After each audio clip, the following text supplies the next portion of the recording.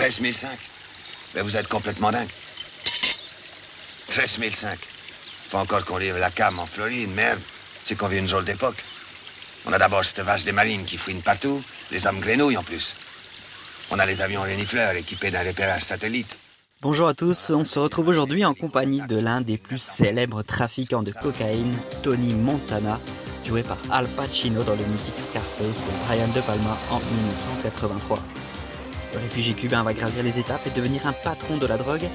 Ça tombe bien puisqu'on va parler aujourd'hui d'un droguissimo de la cocaïne. Alors la cocaïne, qu'est-ce que c'est ? Eh bien tout simplement, c'est de l'alcaloïde tropanique, extrait de la feuille de coca. Alors l'alcaloïde, c'est d'une molécule à base azotée, le plus souvent hétéroclite, comme tout le monde le sait. Et la tropane, c'est le composé d'organes bicycliques azotés. Bref, oui. La cocaïne, c'est une drogue tirée de la feuille de coca. Retenons ça, c'est plus simple. Alors, ce n'est pas ce coca-là, car il n'existe pas de cocaïne zéro, de cocaïne light, de cocaïne chérie, non. Mais c'est des feuilles provenant d'un arbuste appelé le cocaïer. Les feuilles de coca sont extraites, transformées en pâte. Des pâtes, oui mais des panzani. Non, pas des panzani, non. La pâte est, elle, transformée en poudre blanche ou jaunâtre. C'est ce qu'on appelle le chlorhydrate de cocaïne. Alors la cocaïne est une drogue stimulante et sa consommation est très addictive. Certains pays l'autorisent à titre médical, comme la Colombie, le Portugal ou la République tchèque. Et d'autres pas du tout. Par exemple, c'est peine de mort en Arabie Saoudite ou aux Émirats Arabes Unis.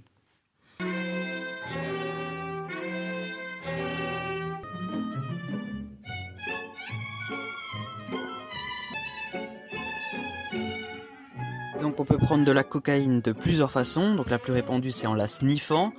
On parle alors de barres, de traits, de lignes ou de rails. Aïcha, Aïcha, regarde-moi. Oh, Aïcha, Aïcha, réponds-moi. Merci Khaled. On peut également se l'injecter par voie intraveineuse. Et le fait de l'associer à l'héroïne s'appelle le speedball. On peut également l'ingérer quand elle est diluée avec une boisson ou l'inhaler mais avec un mélange de bicarbonate de soude ou d'ammoniac. Alors là, ça s'appelle le crack.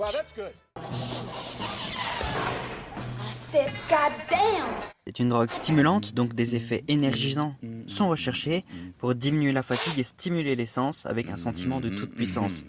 Les durées varient selon les utilisations. Sniffer, c'est 2 à 3 minutes pour passer dans le sang et à peu près 1 heure d'effet.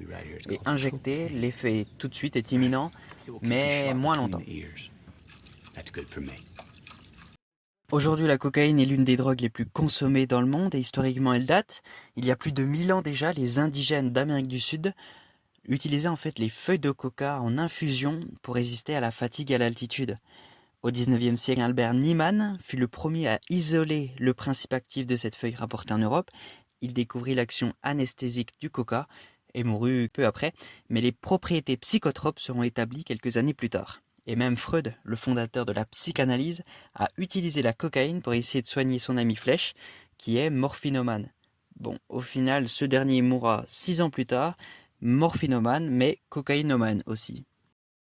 La Colombie lutte contre la production de cocaïne depuis plusieurs décennies.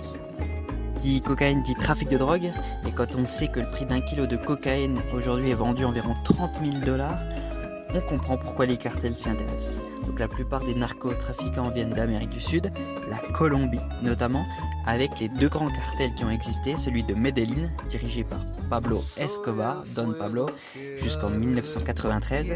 C'était tout simplement le criminel le plus riche de l'histoire, avec un chiffre d'affaires annuel estimé à 21 milliards $. Il y a eu d'autres cartels comme celui de Cali, dirigé par les frères Rodriguez. Mais bon, allez voir la série sur Netflix Narcos si vous voulez en savoir plus. Et bon, selon une étude, 90% des billets de banque aux États-Unis aujourd'hui comporteraient des traces de cocaïne. C'est vouloir dire l'implantation et l'importation de cette drogue. Champ lexical maintenant de la cocaïne. La maladie, le fait d'être dépendant s'appelle la cocaïnomanie. Un malade, c'est un cocaïnomane. Le cocaïsme, c'est la pathologie. La chloroquine, c'est un médicament qui existe depuis 80 ans, qui a été prescrit peut-être à un tiers de la population du monde. Et les autres noms de cette drogue vous sont présentés par des chanteurs, notamment La Fouine. Oui, on a compris. D'autres noms, s'il vous plaît? Je vends de la cocaïne dans ma chambre. Je demande pas ce que tu fais, je demande est-ce que vous connaissez les autres noms pour cette drogue? Gueudreau, bicrablacé c'est de la gueudreau. J'ai dit tout. Bicrablacé c'est de la gueudreau. Ouais, bicrablacé c'est de la gueudreau. Merci Kalash, mais tes activités ne nous regardent pas. Bon, pour les autres noms, je vais le faire. Pour cette C, comme ils disent, il y a la C, la CC, la coque, la coco. T'es ma dégaine, coco. Coco, coco, coco, ma bella. La blanche. Ouais.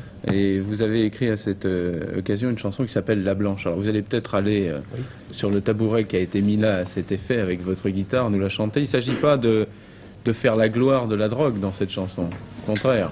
C'est ni une apologie, ni une dénonciation bonne conscience bourgeoise et tout. C'est un constat. Je m'adresse à un copain à moi un utilisateur effréné. Salut Michel, ça fait une paye que je t'ai pas vu traîner dans mes ruelles. Qu'est-ce que tu deviens? Moi ça va bien. Pareil que toi tu marches sur un drôle de chemin. T'as les joues creuses, les mains calleuses et la démarche un petit peu chaloupeuse. Vraiment tu me terrasses. Bonjour l'angoisse, pareil que t'es tombé dans une drôle de crevasse. Pareil que c'est pas tous les jours dimanche. La blanche. Caroline. Tchernobyl, débile, jalousie radioactive. Caroline était une amie, une superbe fille. Je repense à elle, à nous, à nos cornets bannis, à sa boulimie de fraises, de framboises, de myrtilles, à ses délires futiles, à son style pacotille. Je suis l'as de trêve qui pique ton cœur. L'as de trêve qui pique. La neige. Tombe la neige et mon cœur s'habille de noir. La C'est zipette. toute l'histoire de ma vie. Et ça fait 23 ans que je porte mes couilles. Et ça fait plus de 5 ans que j'ai pas fumé de la caille. Y'a que de la frappe, y'a que du jaune crémeux. Lambo et Ferrari, Enzo il me faut les deux. Rajoute un Cayenne, je crois qu'il me faut les trois.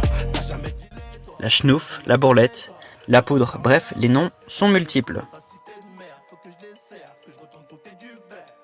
Aujourd'hui, c'est la deuxième drogue consommée en France, juste derrière le cannabis.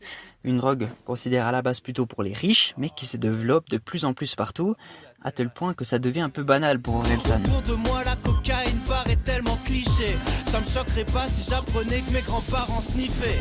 Plus rien ne m'étonne.